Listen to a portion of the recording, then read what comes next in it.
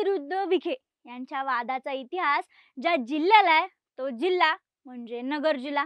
आता या जिल्ह्याला पुण्यश्लोक अहिल्याबाई नगर असं नवीन नाव देण्यात आले। लोकसभेचा विचार करता अहमदनगर जिल्हा दोन लोकसभा मतदारसंघामध्ये विभागला गेला। दक्षिण आणि उत्तर असं या विभागाची नाव आहेत। यात दक्षिण हा अहमदनगर म्हणून तर उत्तर मतदारसंघ शिर्डी लोकसभा मतदारसंघ म्हणून ओळखला जातो। राज्यातील अनेक मातब्बर नेत्यांमुळे कायमच या मतदारसंघाची चर्चा पाहायला मिळत असते। यंदाच्या लोकसभा निवडणुकीत इथं चांगलाच राजकीय धुरळा उडणार आहे हे स्पष्ट झाले।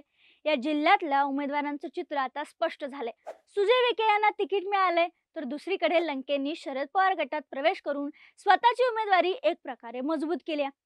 पण अनेक राजकीय तज्ञांचा असा होर आहे की बलाढ्य विखेंविरोधात लंकेचा निभाव लागणार नाही। पण नगरमधलं राजकारण कधीही बदलू शकतं।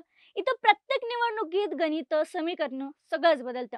तेव्हा विखे नावासमोर दबून न जाता लंकेंनी आव्हान तर स्वीकारले, पण आता लंकेंची रणनीती काय असणार आहे आणि लंके नगरमध्ये चमत्कार घडवणार का हे जाणून घेऊयात पुढच्या काही मिनिटात। नमस्कार, मी संजना, तुम्ही पाहताय टीओडी मराठी। नगर हा खरं तर काँग्रेसचा बालेकिल्ला। स्वातंत्र्यापासून येथे काँग्रेसचं वर्चस्व होतं। 1996 ला काँग्रेसच्याच माणसांनी या मतदारसंघाला खिंडार पाडले। हा माणूस होता बाळासाहेब विखे पाटील, सुजय विखे यांचे आजोबा।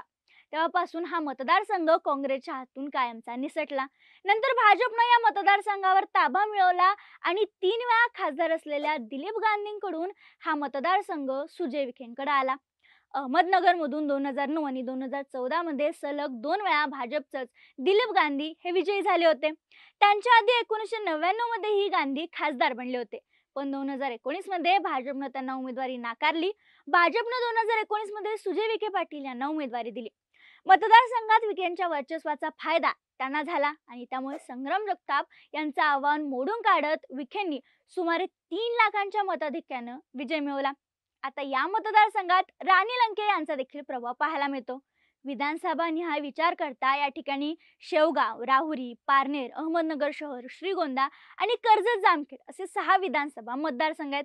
यापैकी 4 राष्ट्रवादी काँग्रेसचे तर 2 भाजपचे आमदार आहेत।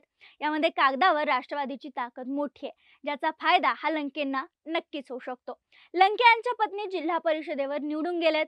महिला वर्गात त्यांचा चांगला प्रभाव आहे, तेव्हा त्याचा वापर करून महिलांची मतं लंके वळवू शकतात।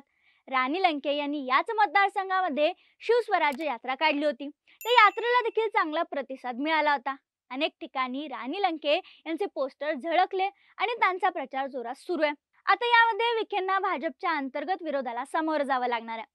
2019 ला नगर शहराच्या विद्यमान खासदारांचं तिकीट कापलं आणि यामुळे भाजपात अंतर्गत नाराजी आहे आणि याचा फटका सुजय विखेंना बसू शकतो। भाजपच्या जुन्या पारंपरिक नेत्यांना विखेंच्या नगर शहरातलं वर्चस्व मान्य नाहीये। तसेच विखे हे आयात केलेले उमेदवार आहेत अशी संघ आणि भाजप कार्यकर्त्यांमध्ये भावना आहे। ही बाब विखेंना अडचणीची तर लंकेंना फायद्याची ठरू शकते। फक्त लंकेंना त्यासाठी प्रत्येक पॉकेट्समध्ये फिरावं लागणार आहे। आता या ठिकाणी नगरचा शिवसेना फॅक्टर देखील लक्षात घेणं महत्त्वाचं आहे। नगर शहरात अनिल राठोड हे तब्बल 25 वर्ष आमदार होते। कोरोनाच्या काळात त्यांचं निधन झालं। शिवसेनेला मानणारा मोठा मतदार नगर शहरात आहे। मागच्या वेळेस विखे हे राठोडांना घेऊन नगरमध्ये फिरले आणि त्याचा फायदा शिवसेनेची मतं मिळण्यात झाला। यंदा परिस्थिती बदलली आहे। यावेळेस हे मतदान विखेंना होईल याची शाश्वती नाही, तेव्हा तिथे विखेंना दणका बसू शकतो, कारण लंके हे पूर्वाश्रमीचे शिवसेनेचे नेते आहेत। नगरचे दिवंगत आमदार अनिल राठोड यांच्याशी त्यांचं अत्यंत सलोख्याचे संबंध होते, तेव्हा नगर शहरातील शिवसेनेची मतं ही लंकेंसाठी निर्णायक ठरू शकतात।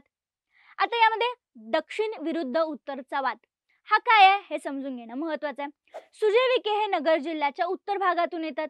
विखे फॅमिलीचा प्रभाव क्षेत्राचा भाग हा शिर्डी मतदारसंघात येतो। हा मतदारसंघ राखीव असल्याने विखेंना तिथून खासदारकी लढवता येत नाही आणि त्यामुळे नगर दक्षिण लोकसभेचा मतदारसंघ त्यांना निवडावा लागतो। विखेंच्या शिक्षण संस्था, कारखान्या, डेरा, सहकारी बँका या सगळ्या उत्तर भागात येतात, त्यामुळे स्थानिक कार्यकर्त्यांचा जो बेस लागतो तो विखेंकडे नाहीये। कार्यकर्ते भाजपचे, नेते काँग्रेसचे अशी परिस्थिती असल्यामुळे भाजपच्या स्थानिक कार्यकर्त्यांमध्ये विखेंविषयी ममत्व नाहीये, ज्याचा फटका विखेंना बसू शकतो।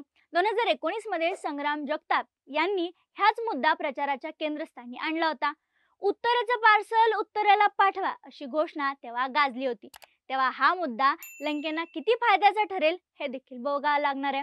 आता यामध्ये मतांची आकडेवारी आणि गटातटाचं राजकारण हे देखील पाहावं लागणार आहे. 2019ला संग्राम जगताप यांना निवडणुकीसाठी केवळ 15 दिवस मिळाले होते. 15 दिवसात सगळा मतदारसंघ पिंजून काढणं त्यांना शक्य नव्हतं. तरी जगताप यांना 4.5 लाख मतं मिळाली.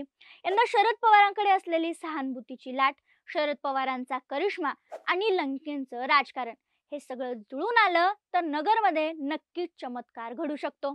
नगरमध्ये कोल्हे, गडाख, तनपुरे, जगताप, शेलार, नागवडे, पाचपुते या नेते मंडळींची स्वतःच्या मतांची पॉकेट्स आहेत. ती पवारांनी फिरवली तर लंकेंना नक्कीच फायदा होईल. बघू आता या निवडणुकीत काय घडतंय ते. तुम्हाला काय वाटतं? नगर दक्षिण मधून कोण जिंकेल, लंके की विखे? तुमचं मत काय आम्हाला कमेंट बॉक्समध्ये नक्की कळवा.